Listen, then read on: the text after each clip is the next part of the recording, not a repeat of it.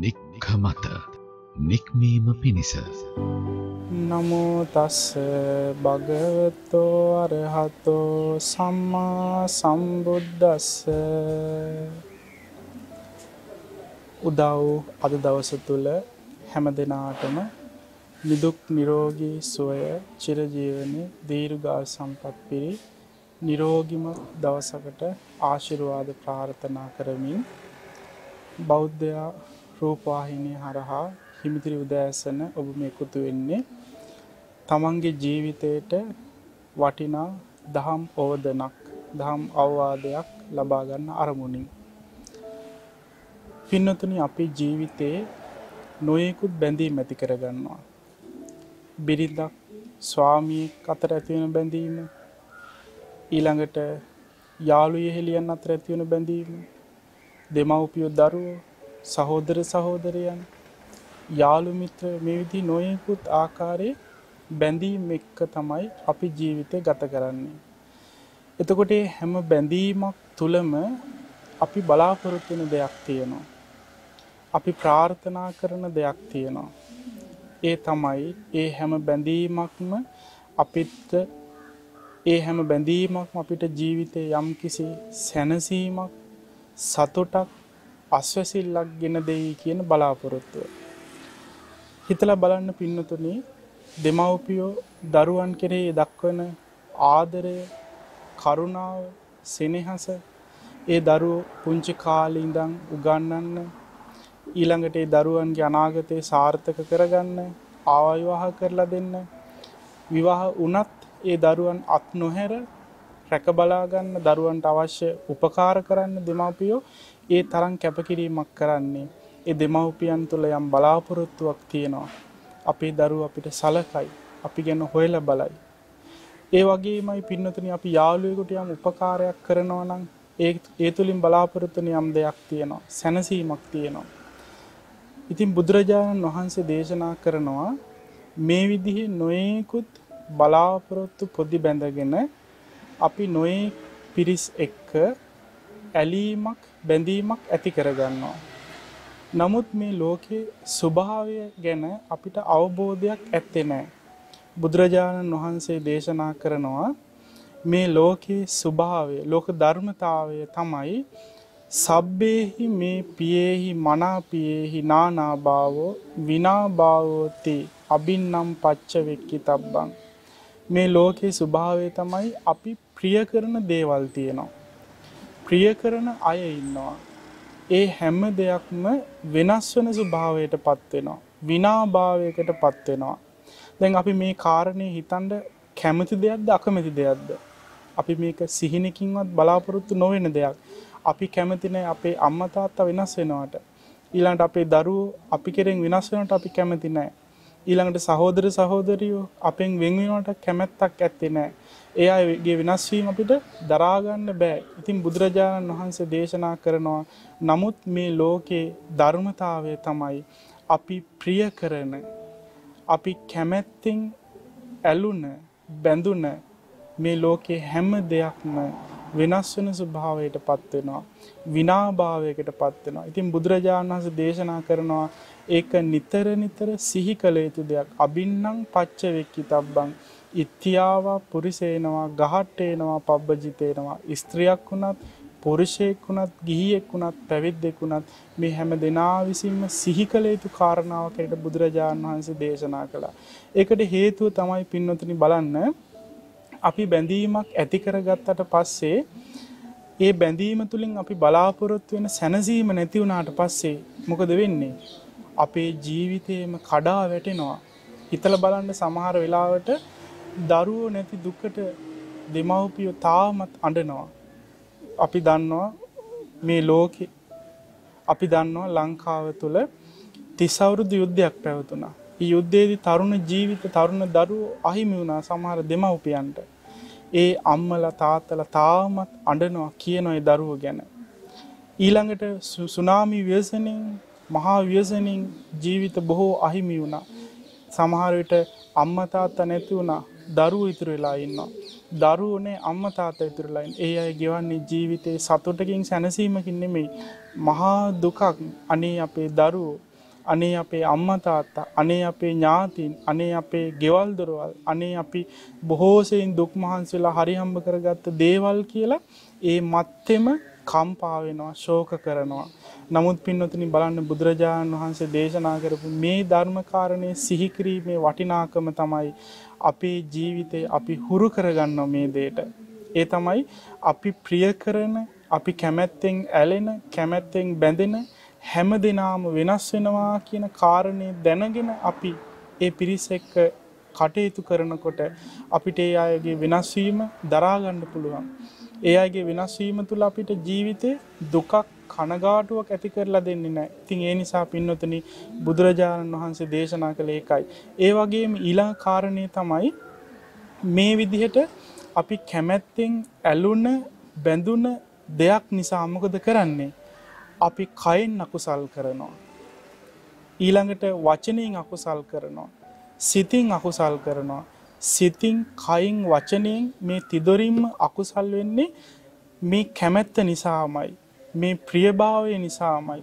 මේ බැඳීම නිසාමයි. ඉතින් ඒ නිසා අන්න ඒ විදිහට යම් කෙනෙක් සිහි කරනවා නම් අර පෙර පරිදි සිහි කළා වගේ සබ්බේහි මේ පියේහි මනාපියේහි නානාභාවෝ විනාභාවෝති අබින්නම් පච්ච වෙක්කිතබ්බං කියපු විදිහට මේ ලෝකේ අපි ආදරය කරන කැමැත්තෙන් ඇලුන, කැමැත්තෙන් බැඳුන හැම දිනාම වෙනස් වෙන ස්වභාවයට පත් වෙනවා, විනාභාවයකට පත් වෙනවා කියලා දන්න කෙනා තුල අර විදිහේ කයෙන් දුසිරිත වෙන්නේ නැහැ. ප්‍රාණඝාත ආදී කායික අකුසල් ඒ කෙනා තුල සිද්ධ වෙන්නේ නැහැ.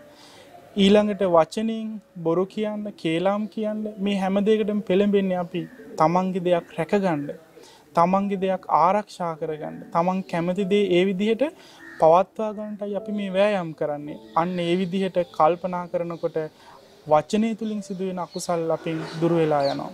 ඊළඟට ඒ වගේමයි සිතින් වෙන අකුසල් තියෙනවා. සිතින් වෙන අකුසල් ද්වේෂය ආදී, ඊර්ෂ්‍යාව ආදී කොට ඇති සිතින් වෙන අකුසල් දුරු කරගන්න එක උපකාරින්. ඉතින් ඒ නිසා පින්නතුනි අපි සිහි කරන්න ඕනේ. අපිට ජීවිතේ කොච්චර ආදරය කරන අය හිටියත්, අපි ආදරය කරන අය හිටියත් අවසානයේ සිද්ධ වෙන්නේ හැම දිනාම වෙනස් වීමක්මයි, නොලැබීමක්මයි.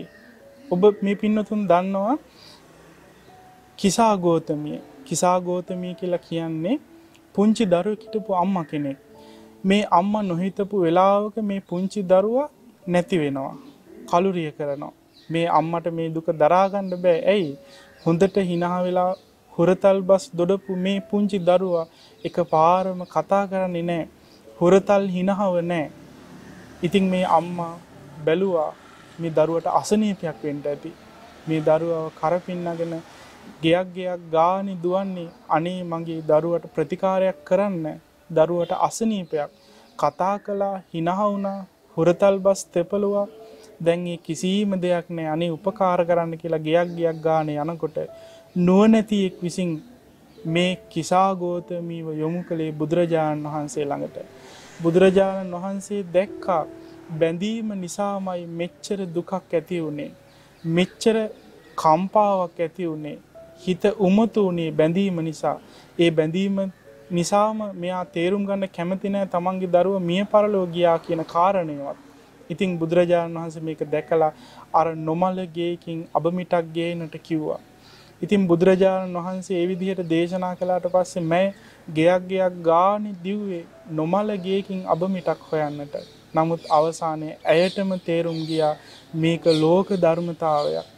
වෙනස් වීම කියන එක මේ ලෝකේ හැමෝටම උරුම දෙයක්. මගේ දරුවා විතරක් නෙමෙයි මට අහිමි වෙන්නේ. මගේ ඥාතියා විතරක් නෙමෙයි මට අහිමි වෙන්නේ.